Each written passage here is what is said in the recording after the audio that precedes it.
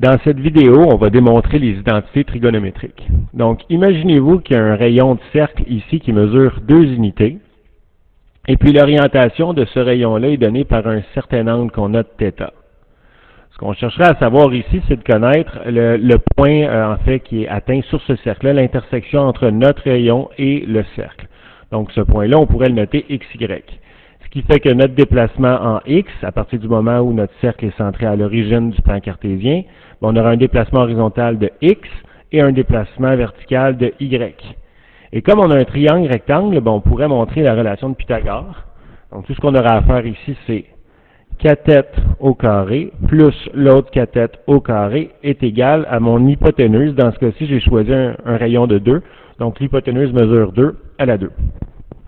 Maintenant, ce qui se passe, c'est que dans mon cercle ici, on pourrait dire que cos θ est égal, étant donné qu'on a θ ici et que le cos c'est le côté adjacent sur l'hypoténuse, on pourrait dire que cos θ est égal à x sur 2. Donc, si je veux aller isoler le x, tout ce que j'ai à faire, c'est une multiplication par 2 à gauche et à droite. Ce qui fait que mon x serait égal à 2 fois cos θ. Donc, on va aller modifier le x ici pour 2 cos θ, et mon x était au carré, donc tout ça à la 2. Plus. Je vais faire le même principe pour ce qui est du y.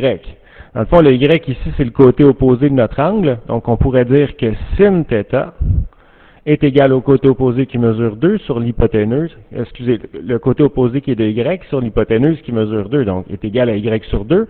Et si je veux isoler le y, je peux faire fois 2 des deux côtés, donc on obtient que le y est égal à 2 fois sin θ. Donc je peux aller remplacer ici mon y par 2 fois sin θ, et ça, c'est à la 2. De l'autre côté, 2 à la 2 donne 4. Maintenant, comme j'ai 2 fois cos θ ici à la 2, on peut distribuer l'exposant 2 sur chacun des deux, en fait, sur la constante 2 et sur le cos θ. Donc, ça va donner 2 à la 2 qui donne 4 fois cos carré. Même principe ici. Plus 4 fois sin au carré de θ est égal à 4. Et étant donné ici que j'ai un 4 et j'ai un 4, je pourrais décider de diviser le membre de gauche ainsi que le membre de droite par 4. Et ce que ça va me donner, c'est l'équivalent de cos carré θ plus sin carré θ est égal à 4 sur 4 qui fait 1, qu'on appelle l'identité 1. Et imaginez-vous qu'à partir de l'identité 1, je peux obtenir, on va dire, deux autres équations possibles. Imaginez-vous que je veux isoler le cos carré. Ça donnera cos carré de θ est égal à, j'ai juste à soustraire le sin carré des deux bords, est égal à 1 moins sin carré de θ. Et j'en ai une dernière. Imaginez-vous que je veux isoler le sin carré. Donc, sin carré de θ est égal, là j'ai juste à soustraire le cos carré des deux bords, à 1 moins cos carré θ. Donc, ce qui me donne l'équivalent de deux sous-identités ici. Bon, si je reprends ma première identité qui est cos carré plus sin carré est égal à 1, et que je la modifie légèrement, donc tout ce que je peux faire ici, je peux décider d'aller diviser par cos carré des deux côtés, et là ce que j'obtiens c'est cos carré sur cos carré qui fait 1, plus sin carré sur cos carré, étant donné que sin sur cos ça donne tan, sin carré sur cos carré ça donne tan au carré de θ, est égal à 1 sur cos qui donne sec, donc 1 sur cos carré donne sec au carré. Et ça c'est une deuxième identité. Et si je prends cette deuxième identité-là, puis plutôt qu'avoir sec carré d'isoler de son côté de l'égalité, je décide d'isoler tan carré, ça augmente mes possibilités, là.